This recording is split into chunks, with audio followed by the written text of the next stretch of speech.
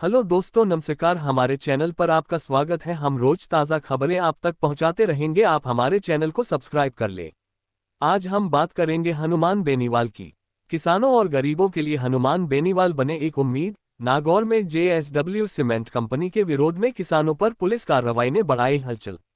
हनुमान बेनीवाल, जो किसानों और गरीबों के सशक्त समर्थक माने जाते हैं, ने एक बार फिर दिखा दिया कि वे उनके अधिकारों के लिए हमेशा खड़े रहते हैं।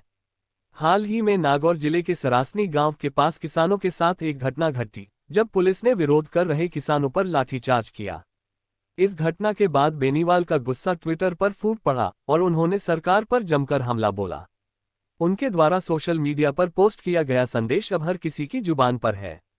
सभी को बता दें कि करीब 4 महीने से किसानों का जेएसडब्ल्यू सीमेंट कंपनी के खिलाफ शांतिपूर्ण विरोध चल रहा था। हालांकि जब पुलिस ने आंदोलनकारियों पर लाठीचार्ज किया तो ये स्थिति और भी गंभीर हो गई। विशेषकर महिलाओं, बुजुर्गों और बच्चों पर बर्बरता की गई, जिसे देखकर किसी की भी आत्मा द्रवित हो जाएगी। बेनीवाल, जो हमेशा किसानों के पक्ष में खड़े रहते हैं, इस घटनाक्रम को नजरअंदाज नहीं कर सकते थे। उन्होंने तुरंत एक पोस्ट लिखकर सरकार को आड़े हाथों लिया और अपनी चिंता जाहिर की। क्यों हो रहा है विरोध, वो भी बताते हैं। नागौर जिले के सरासनी गांव में जेएसडब्ल्यू सीमेंट कंपनी का निर्माण किया गया है। इस प्रक्रिया में किसानों की जमीन को सरकार ने कंपनी को सौंप दी और किसानों को मुआवजा भी दिया गया।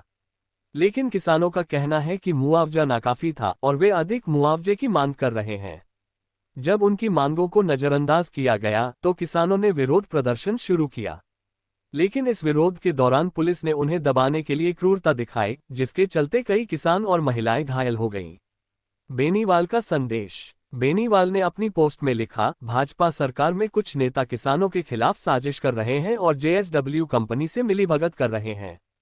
जिला पुलिस ने निर्दोष किसानों पर बर्बर लाठीचार्ज किया, जिससे कई लोग घायल हुए हैं। ये कार्रवाई लोकतांत्रिक अधिकारों का उल्लंघन है और ऐसे कृत्य को बर्दाश्त नहीं किया जाएगा।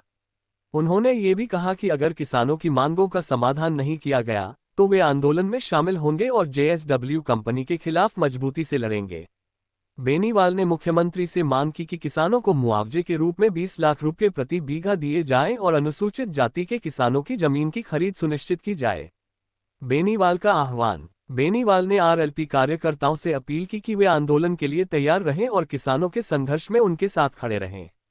उन्होंने पुलिस प्रशासन को भी चेतावनी दी कि अगर किसानों के खिलाफ कोई और कार्रवाई हुई तो उसे बर्दाश्त नहीं किया जाएगा। अब ये देखना होगा कि हनुमान बेनीवाल और आरएलपी के लोग किस तरह किसानों को न्याय दिलाने के लिए आगे बढ़ते हैं। क्या सरकार किसानों की मांगों को गंभीरता से लेगी या ये संघर्ष और तेज होगा? अब हम आपको फिर से यही संदेश देंगे। हनुमान बेनीवाल का आंदोलन इस बार किसानों के हक में एक बड़ी लड़ाई बन सकता है और सरकार को इस पर गौर करना होगा।